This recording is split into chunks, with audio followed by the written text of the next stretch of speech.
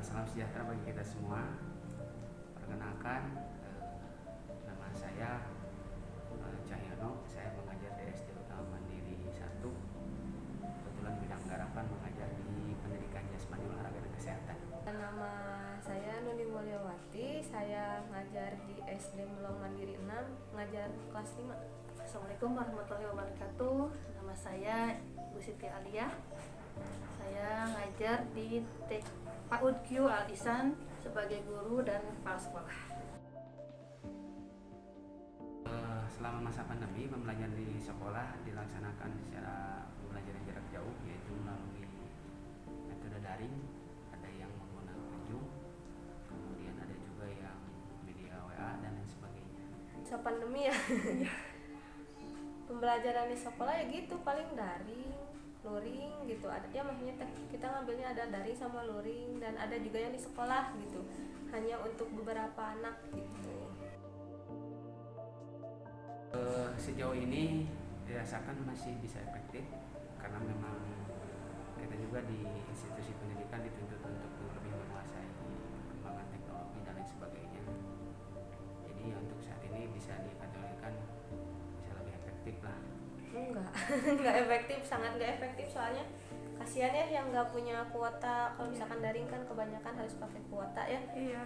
Sekarang mah ya maunya gimana aja nanya ke anak. Kalau misalnya memang anak bisa untuk daring ya, tapi sebagian besar kebanyakan sih daring gitu, cuman yang nggak bisa ya luring gitu.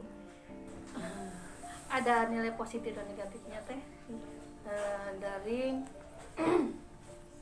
tujuan daring adalah untuk mengurangi resiko terkenanya ya virus. Sedangkan luring atau di luar daring itu menurut saya lebih efektif. Hanya pembelajarannya dari hati ke hati itu lebih kena gitu ya. Kalau daring biasanya anak lebih efeknya sekarang terlihat bahwa belajar daring anak lebih bermain gadget. Bukan, iya betul, bermain gadget yang lebih utama. Sedangkan belajarnya mereka lebih malas ya kelihatannya. Kalau di skup lingkungan di wilayah SD binaan atau SD yang saya pegang ini, kebetulan kebanyakan memang lebih kepada kesiapan sarana prasarana penunjang, terutama fasilitas handphone anak, karena memang ada juga yang sebagian handphonenya itu milik orang tua bukan milik anaknya. Jadi ya dari hal penerimaan tugas mungkin lebih terlihat masih kurang, agak telat, masih banyak yang telat lah, tapi tidak terlalu signifikan juga karena hanya mungkin beberapa persen dari jumlah anak yang hadir di sekolah yang mengirimkan tugasnya agak telat. Tantangannya yaitu kalau nggak ada kuota bingung gitu ya, susah gitu untuk pembelajarannya. Terus kalau untuk tantangan materi ya, kalau misalnya khususnya untuk anak yang kurang paham gitu, kalau untuk di daring tidak efektif gitu, sangat tidak efektif gitu. Karena untuk nerangin, yang jelas untuk nerangin matematika aja otomatis kan kita harus ngasih video kayak gitu ya. Nah kalau kata Mbak Nuni sih nggak terlalu efektif gitu, lebih baik ya tatap muka lah gitu. Iya. Penting itu sekitar hampir 100% lah bisa dibilang penting, karena memang kalau di sekolah kita mungkin lebih mendampingi secara khusus, tapi karena memang kita lepas pendampingan dari orang tua ya terpaksa kalau di rumah itu menjadi tanggung jawab besar orang tua. Dan kalau orang tua tidak memperhatikan secara serius belajar anak-anaknya, mungkin lebih kepada fakta di lapangan kelihatan banyak anak-anak yang memang liar dan yang sebagainya. Jadi peran orang tua di sini memang diperlukan, harus benar-benar mendampingi anaknya secara serius. Itu bisa dikategorikan bisa 100% lah orang tua harus memang berkontribusi dalam pembelajaran daring ini, hadir mendampingi. Penting banget kalau kata Mbak Nuni, karena tanpa dampingan orang tua itu anak bisa apa ya, tidak fokus dalam pembelajaran. Kebanyakan contoh kayak kemarin itu ada anak yang kurang perhatian ya gitu. Dari situ kelihatan orang tuanya tidak perhatian gitu. Makanya pentingnya orang tua itu dalam pengawasan, takutnya kayak kan kadang kita ada Zoom kayak gitu-gitu ya, mereka itu kadang ada yang aktif ada yang enggak kayak gitu. Terus mereka juga kadang bukan di HP gitu, iya di gini HP di buku, tahu nggak sih kayak yang misalnya ditempelin, nah kayak gitu hanya pura-pura. Nah itu sih sebetulnya pentingnya orang tua itu mengawasi aktivitas anak-anak gitu kalau khususnya pembelajaran gitu kalau kata Mami. Nah, sangat penting pendampingan orang tua belajar di rumah adalah sangat penting untuk memotivasi anak belajarnya supaya lebih giat. Kemudian pendekatan secara biasanya kalau orang tua belajar sama orang tua lebih banyak waktunya daripada dengan guru, sehingga memang diperlukan belajar pendekatan sama orang tua.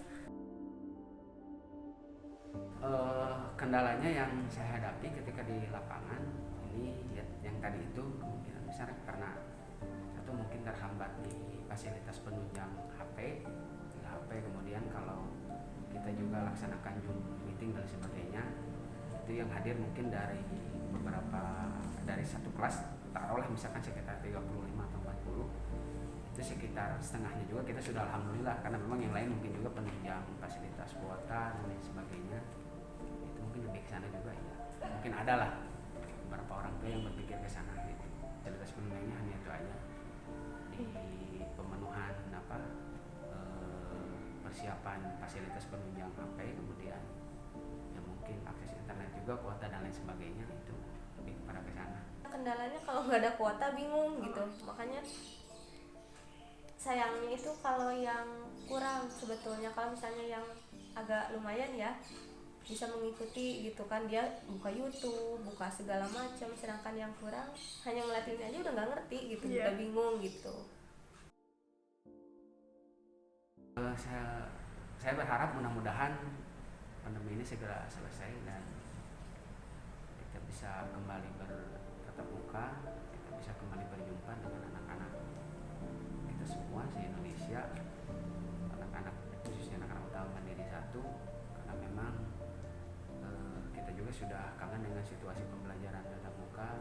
Ada banyak kesan-pesan yang memang disampaikan dengan orang tua, tapi bisa disampaikan dengan orang tua, tapi lebih bisa disampaikan mungkin dengan gurunya, karena memang fakta di lapangan juga sudah terlihat orang tua pun terlihat keluh kesah dan lain sebagainya, karena ini permasalahan kita bersama yang mudah-mudahan ke depan kita segera kembali bertatap muka, kemudian kita juga bisa memulai kembali adaptasi kebiasaan baru, dan anak-anak bisa kembali lagi berjumpa belajar seperti biasa waktu dulu sebelum adanya pandemi. Harapan ke depannya cepat pulih aja lah ya pandeminya, terus biar cepat tatap muka, mungkin segala-galanya juga pengennya cepat gitu ya, pandemi hilang gitu paling dari Bali. Mudah-mudahan dunia pendidikan semakin maju dan berkembang.